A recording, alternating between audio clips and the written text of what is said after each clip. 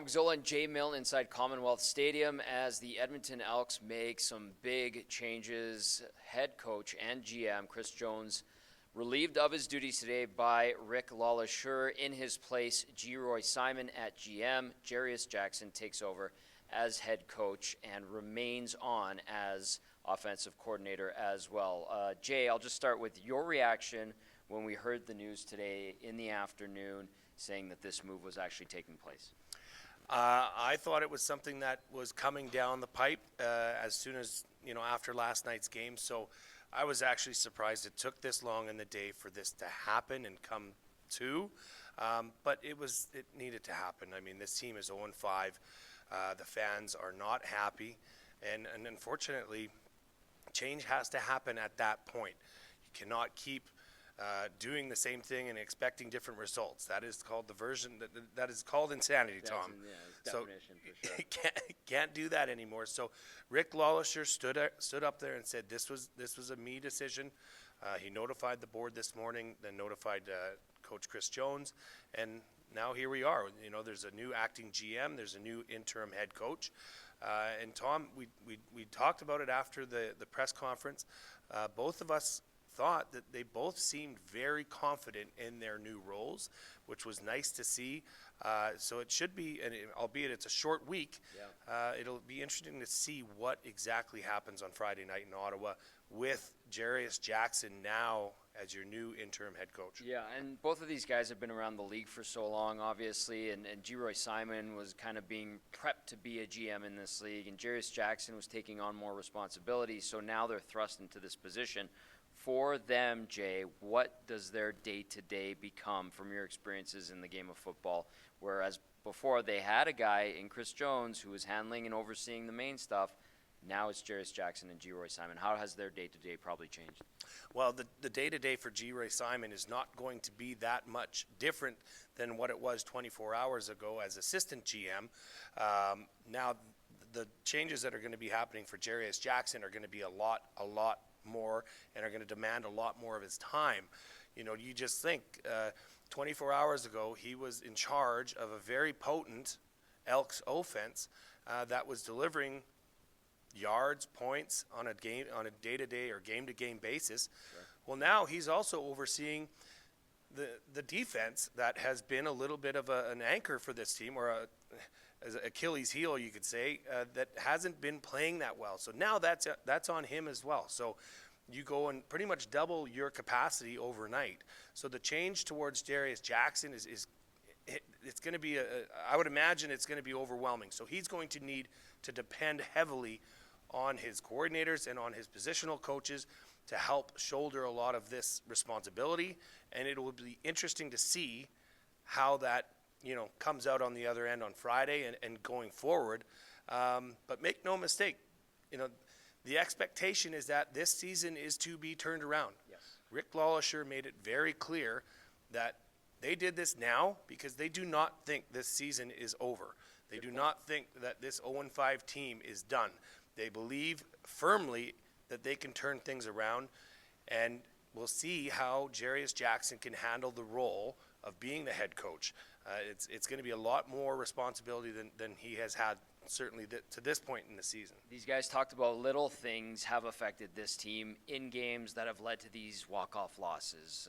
And how will this change impact the players? Could it be a benefit to them where there is an edge now and a sharpness that comes to this group? Because if they make a mistake, like a kick that goes out of bounds with less than 10 seconds to play, there will be repercussions. Does adding the edge of not being Chris Jones's guy sharpen these guys up? How will this affect the room? It has to. It has to make that locker room uncomfortable, which I believe is what this team needs right now. You need to be uncomfortable, which allows you and forces you to focus on football and focus on doing your job. Jarius Jackson alluded to it specifically, that some of the tweaks he'd like to make as the new interim head coach is to focus on their focus and allowing them to focus and allowing them to recover and rest properly. So obviously those were two things that in his opinion were not being addressed properly under the old regime, and he's going to address that and make the changes. So, yeah, focus, oddly enough, you look at what has cost this team. It has been untimely mistakes at costly times. Yes. And that is all up here. I mean, you look as close as last night. The team rallies back and marches down the field and scores a game-tying touchdown. This game's going to overtime. Nope. Mental mistake, ball goes out of bounds. We all know what happened. But that just can't happen in the CFL as a professional football player, and it sounds like that's going to be addressed. One thing that was asked and was addressed, and I'm sure is going to be discussed going forward, will Tre Ford be playing? And Jay, what was the answer that we got, and what's your read on what Jarius Jackson had to say about this situation? Jarius Jackson made it very clear that his starting quarterback is McLeod Bethel Thompson, and I agree with that. I think McLeod Bethel Thompson has not necessarily lost games for the Elks. He hasn't always won them, but he certainly tried last night. You can't say anything about that. But he did say that he would like to tweak the offensive play calling. And you think, well, wait, weren't you the offensive coordinator? That's what I thought. But you get a sense of how this team was operated, and you get a sense of who was actually pulling the strings.